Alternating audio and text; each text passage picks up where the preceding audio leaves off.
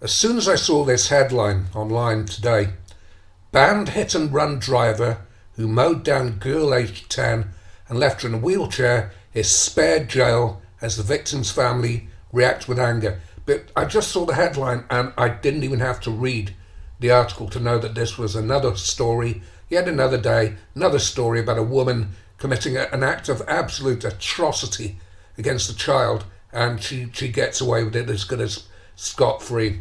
Anyway, I'll deal with this briefly as possible. Bobby Teague, I think that's how it's pronounced, was left in a wheelchair and still needs counselling after this ordeal. Car Joanne Bevan was in a dangerous condition with broken brakes. The 41-year-old was given a suspended sentence at the Crown Court today. This is the shocking moment. A mother banned from driving. She was banned from driving already, imagine that.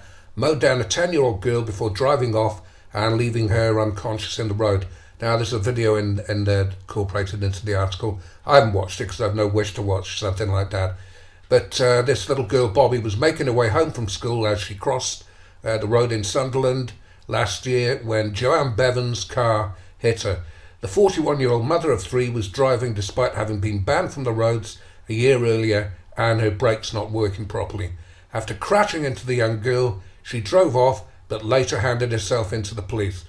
Well, the only reason she actually handed herself into the police was because she left one of her roadside a wing mirror at the scene, which was smashed off, and it took her mother to track down the vehicle, which she found in a drive, and the number plates had been taken off. She'd removed the number plates, so not only did she do a hit and run, she had no intention whatsoever of taking responsibility for what she did.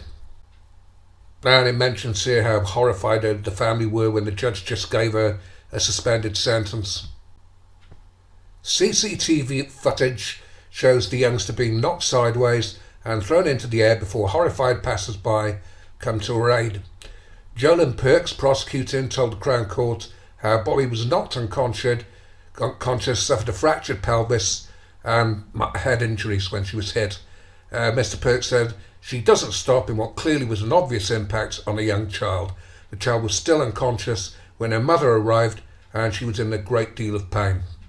And she was attended to immediately after the accident by a member of the public. And then there's the video which you can watch if you wish. Mr. Perks told the court how Bobby's mother said the family had to make several visits to the hospital and the injuries have had a devastating impact on her daughter. He continued, she had a period of time where she's had to be in a wheelchair, unable to walk.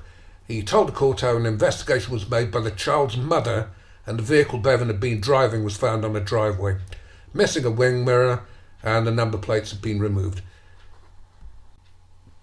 So her mother did the Colombo work, and at that time this woman was obviously caught. Perks then continued that Bevan then took it upon herself to tell the police what had happened and agreed to be interviewed by officers. How nice of her. She only agreed to do that because she knew she'd been caught red bloody handed.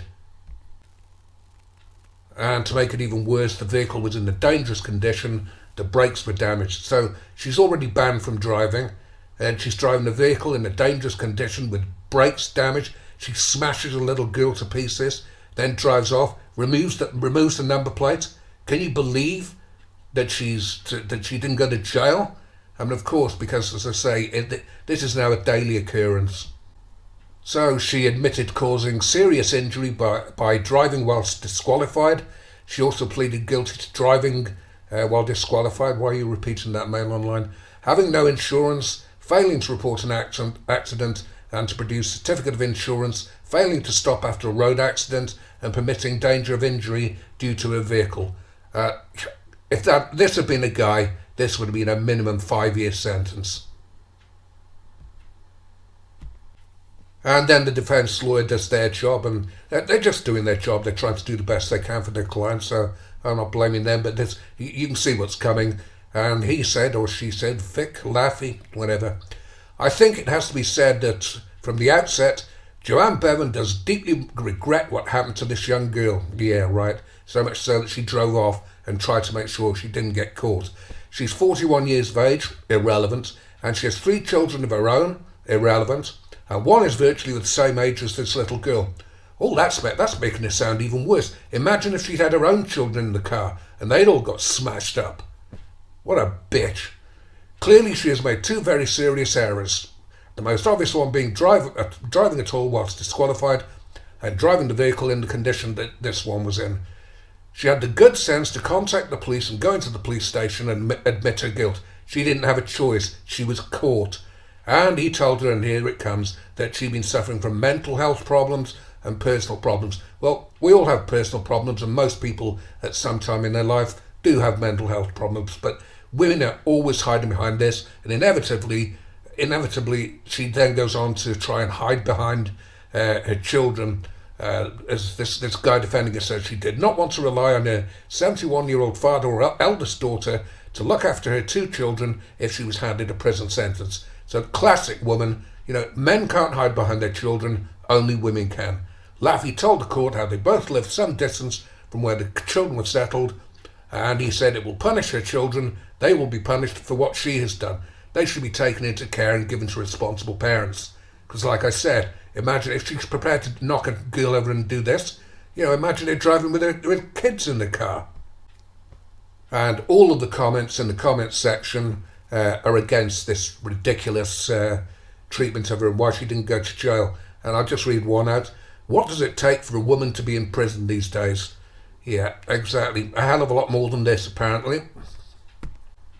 So I'll leave a link to the article in the comments section and pin it to the top. And thank you for listening.